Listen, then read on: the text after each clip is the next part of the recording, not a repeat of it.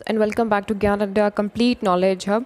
आज हम डिस्कशन करेंगे दो इंपॉर्टेंट टॉपिक पे जो कि आपके रजिस्ट्रेशन से ही रिलेटेड है। पहला है GST registration process section 25 of CGST act and दूसरा है अमेंडमेंट एंड कैंसिलेशन। इसके जस्ट प्रीवियस वाले वीडियो में हम लोगों ने डिस्कशन किया था वॉलंटरी रजिस्ट्रेशन और कंपलसरी रजिस्ट्रेशन जो कि सेक्शन 22 और सेक्शन 24 को बिलोंग करता है सीजीएसटी एक्ट के। अगर वो वीडियो आपने स्किप कर दिया है, वो लेक्चर आप नहीं ले पाए हो, तो ज़रूर से वो लेक्चर देख लेना, क्योंकि रजिस्ट्रेशन क्या होता है, किस तरीके से होता है, वॉलंटरी कब होता है, कंपलसरी कब होता है, उसके क्या एडवांटेज होते हैं, क्या बेनिफिट होते हैं, सारा कुछ उसमें डिटेल में मैंने डिस्कशन किया हुआ है। तो हमने डिस्कशन तो वो सारी चीज़ें कर ली है, बट अब हम किस तरीके से खुद को रजिस्टर करेंगे जीएसटी में। जीएसटी में रजिस्टर इसलिए किया जाता है क्योंकि आपको बहुत सारे बेनिफिट मिलते हैं, गवर्नमेंट के थ्रू बेनिफिट मिलते हैं टैक्स रिबेट वगैरह में। तो वो सारे बेनिफिट आप तभी यूज़ कर पाओगे जब आपने खुद को जीएसटी में रजिस्टर्ड कराया हुआ है। तो इसलिए आप जीएसटी में रजिस्टर्ड कराते हो, but there are some process जिसको आपको मीट आउट करना होता है। स्टेप बाय स्टेप आप उसको फुलफ़िल करोगे तो ही आपका पूरा प्रोसेस रजिस्ट्रेशन का कंप्लीट होता है। तो आज इस लेक्चर में हम जीएसटी का रजिस्ट्रेशन प्रोसेस पढ़ेंगे जो कि सेक्शन 25 ऑफ सीजीएसटी एक्ट के अकॉर्डिंग है। और अगर इन केस फॉर्म भरते वक्त कुछ मिस्टेक हो जाती है आपसे, जो कि ऑब्वियसली कई बार बहुत सारी चीज़ ऊपर नीचे हो जाती है, कभी मोबाइल नंबर गलत भर जाता है, कभी ईमेल आईडी रॉन्गली उसमें मिस्टेकनली चली जाती है, या कुछ और आपको मॉडिफिकेशन करना है, तो आप किस तरीके से उसको अमेंड करेंगे। और साथ ही अगर आप अपना जीएसटी का रजिस्ट्रेशन कैंसिल करना चाहते हैं तो किस तरीके से आप उसे भी कैंसिल कर सकते हैं, वो सारा कुछ आज हम इस लेक्चर में पढ़ने वाले हैं। तो स्टार्ट करने से पहले अगर आप मेरे चैनल पर नए हैं तो फटाफट चैनल को सब्सक्राइब कर लीजिएगा, साथ में बेल आइकन भी प्रेस कर लीजिएगा ताकि मेरे वीडियोज़ के लेटेस्ट नोटिफिकेशन सबसे पहले और टाइमली आपको मिलते रहें। तो ये कुछ प्रोसेस है जो मैंने आपको फिगर के थ्रू समझाने का कोशिश किया हुआ है कि किस तरीके से आप जीएसटी में खुद को रजिस्टर करा सकते हो। आपको नॉर्मली एक एप्लीकेशन फॉर्म भरना होगा जो कि आप जीएसटी के पोर्टल पे जा कर के भर सकते हो। वहाँ पे एक फॉर्म आएगा जीएसटी रजिस्ट्रेशन 01 करके, वो फॉर्म आप फिलअप करोगे। वो दो पार्ट में होता है फॉर्म, पार्ट ए में और पार्ट बी में। पार्ट ए में आपको अपना पैन नंबर डालना रहता है, ईमेल डालना रहता है, मोबाइल वेरिफिकेशन नंबर डालना रहता है। तो मोबाइल जब नंबर आप डालोगे तो आपको एक ओटीपी आता है, ओटीपी आप एंटर करोगे तो आपका वो रजिस्टर हो जाता है, फ़ोन वेरीफाइड हो जाता है। फिर पार्ट बी में आपके कुछ अदर डिटेल्स होते हैं, आपका बिज़नेस का नाम, टर्नओवर, बाकी और सारी इन्फॉर्मेशन आप पार्ट बी में फिलअप करते हो। उसके बाद में आपको एक एक्नॉलेजमेंट फॉर्म होता है, वो फिलअप करना पड़ता है जो जीएसटी रजिस्टर 02 के नाम से होता है। 01 वाले फॉर्म में आपके ये दो चीज़ें होते हैं। फिर एक्नॉलेजमेंट फॉर्म आपको भरना होता है जिसको 02 बोलते हैं। फिर अपने रेलेवेंट डॉक्यूमेंट्स को आप उसमें अटैच करते हो और अटैच करने के बाद उस एप्लीकेशन को आप सबमिट कर देते हो। अब आपका काम सबमिट करने के बाद ख़त्म हो जाता है। ऑफिसर्स उसको वेरीफाई करते हैं। इनिशियल लेवल में वेरिफिकेशन में 3 दिन का समय लग जाता है, और अगर कुछ क्लैरिफिकेशन चाहिए होता है या कोई और डॉक्यूमेंट्स चाहिए होते हैं तो ऑफिसर आपको वापस से जीएसटी रजिस्ट्रेशन 03 का एक फॉर्म भेजते हैं, और जो भी एडिशनल इन्फॉर्मेशन उनको चाहिए वो उसमें मेंशन करते हैं। आप क्या करते हो कि उस रजिस्ट्रेशन को, मतलब जो भी उनको फॉर्म जो भी रिक्वायर्ड डॉक्यूमेंट्स उनको चाहिए होते हैं, आप उनको फिलअप करते हो जीएसटी रजिस्ट्रेशन 4 के अंदर में। फिलअप करके 7 दिन के अंदर अंदर आपको फिलअप करके उसको वापस से उनको भेजना होता है, सेंड कर देना रहता है। सारी चीज़ें ऑनलाइन होती हैं और ये पूरा प्रोसेस होने में तकरीबन 70 दिन का समय लग जाता है। Minimum 7 days, bare minimum 17 days तो लगते हैं। फिर आप वो सारे डॉक्यूमेंट्स को फिलअप करने के बाद आप उनको आगे फॉरवर्ड कर देते हो। अब 3 दिन के अंदर फिर आपका यहाँ पे काम वापस से ख़त्म हो जाता है। वापस से 3 दिन के अंदर मतलब 3 वर्किंग डेज़ के अंदर में आपको अप्रूवल मिल जाता है। अगर सेटिस्फैक्ट्री क्लैरिफिकेशन आपने दिया है, अप्रूवल अथॉरिटी सेटिस्फाइड हो जाती है आपके डॉक्यूमेंट से, आपके फॉर्म से, तो वो 7 दिन के अंदर आपको अप्रूवल दे देती है। अगर क्लैरिफिकेशन सेटिस्फैक्ट्री नहीं वो रिसीव करती है तो वो आपको इंटीमेट करती है रजिस्ट्रेशन 05 फॉर्म के नाम से, जो कि आपका रिजेक्शन फॉर्म होता है, कि आपका फॉर्म रिजेक्ट कर दिया गया हुआ है। वो अपना कॉज, कारण उसमें मेंशन करके आपके फॉर्म को वो रिजेक्ट कर देती है। इन केस अगर डीम्ड रजिस्ट्रेशन है, no action taken within 3 to 7 working days, मतलब अगर 3 से 7 दिन के अंदर कोई एक्शन नहीं लिया जाता है तो उस रजिस्ट्रेशन को डीम्ड रजिस्ट्रेशन मतलब माना हुआ रजिस्ट्रेशन मान लिया जाता है। वो रजिस्ट्रेशन किसी भी समय रद्द हो सकता है, उस रजिस्ट्रेशन की कोई भी वैल्यू नहीं होती है या डीम्ड रजिस्ट्रेशन के वैल्यू में वो आ जाएगा। फाइनली रजिस्ट्रेशन की वैल्यू तभी होती है जब आपको एक सर्टिफिकेट जारी कर दिया जाता है, सर्टिफिकेट इशू कर दिया जाता है अप्रूवल अथॉरिटी की तरफ से, गवर्नमेंट की तरफ से। तो इस स्टेज पे आपका फॉर्म या तो अप्रूव हो जाएगा या तो रिजेक्ट हो जाएगा, दोनों ही चीज़ें होती हैं।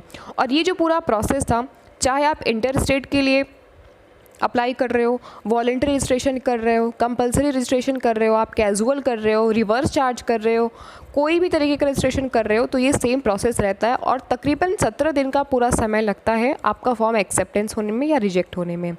फाइनली जो आपका फॉर्म होता है वो रजिस्ट्रेशन सर्टिफिकेट इशू किया जाता है, रजिस्ट्रेशन REG 06 ये फॉर्म का नंबर है। इस फॉर्म के अंदर में आपका सर्टिफिकेट आपको प्रोवाइड कर दिया जाता है। बट इन केस अगर ये प्रोसेस आपका रिजेक्ट भी हो सकता है लास्ट प्रोसेस में, मतलब 05 जब आप यहाँ पे अपना सारा फॉर्म डिटेल्स वगैरह सेंड करते हो तो अथॉरिटी 05 वाले फॉर्म में आपका रिजेक्ट भी कर सकती है, ये हमेशा याद रखना। जब आपको GST का रजिस्ट्रेशन 06 फॉर्म मिल जाता है तो इट मीन्स कि आपका रजिस्ट्रेशन जो है सर्टिफिकेट आपको इशू कर दिया गया हुआ है। तो ये तो कुछ प्रोसेस हुआ जो कि GST रजिस्ट्रेशन प्रोसेस है और इस प्रोसेस के ही थ्रू खुद को आप रजिस्टर कर सकते हो। सारी चीज़ें ऑनलाइन होती हैं, आपको कहीं भी जाने की इसके लिए कोई ज़रूरत नहीं है। हेल्पलाइन नंबर्स है, आप उन पर कॉन्टैक्ट करके अपनी क्वेरीज़ को पूछ सकते हो, ईमेल ID पे क्वेरी करके आप पूछ सकते हो।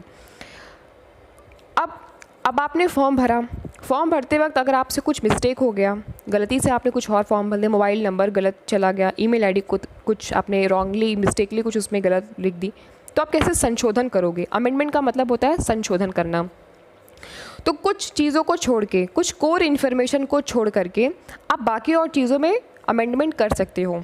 जैसे देखिए स्क्रीन पर क्या लिखा हुआ है, except for the changes in some core information, कुछ कोर इन्फॉर्मेशन को छोड़ के रजिस्ट्रेशन एप्लीकेशन के जो टैक्सेबल पर्सन होता है वो कुछ अमेंडमेंट कर सकता है without requiring any specific approval from the tax authority. मतलब कि बिना टैक्स अथॉरिटी के अप्रूवल के आपको कोई अप्रूवल लेने की ज़रूरत नहीं है। अगर आपको चेंज कर रहे हो अपने फॉर्म में, सपोज़ मोबाइल नंबर चेंज करना है, मेल ID चेंज करना है या कुछ और छोटी मोटी डिटेल्स चेंज करनी है, तो उसके लिए आपको कोई लंबा चौड़ा एप्लीकेशन प्रोसीजर से होकर के नहीं गुजरना है। वो आप चेंज करोगे तुरंत चेंज हो जाएगा, उसके लिए आपको किसी टैक्स अथॉरिटी से अप्रूवल लेने की आवश्यकता नहीं है।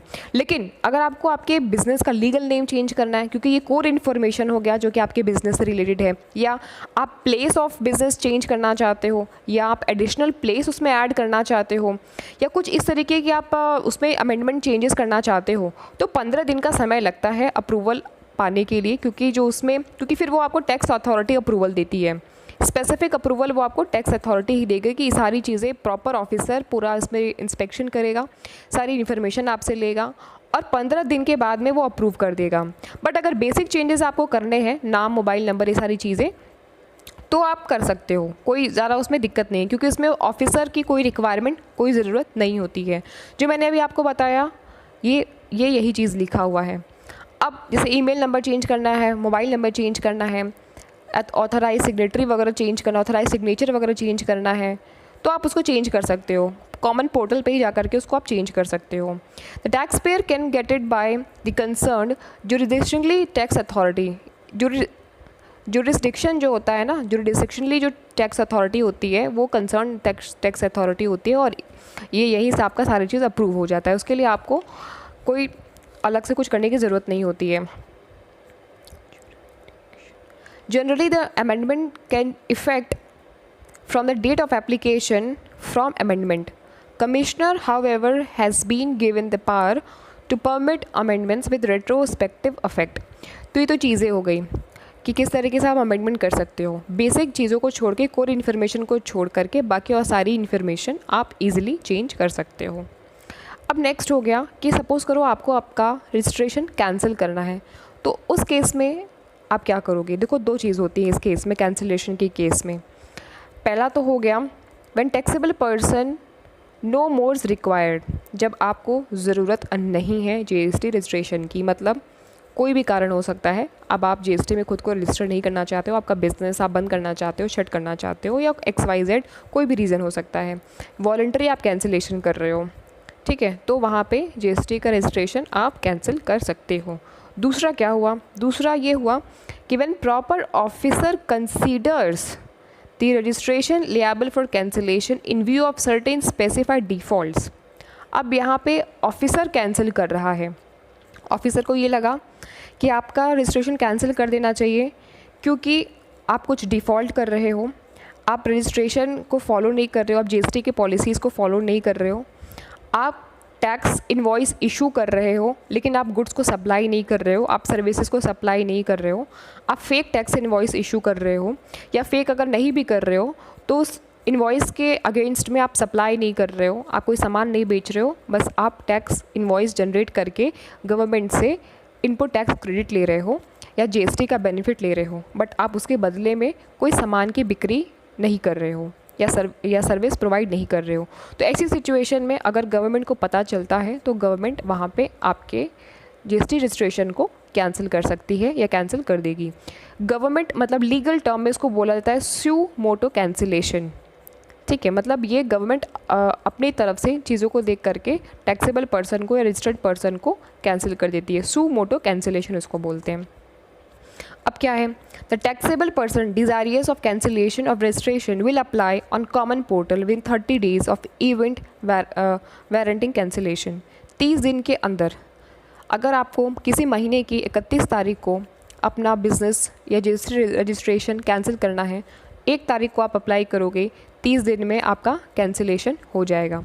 30 दिन का समय लगता है शट करने में।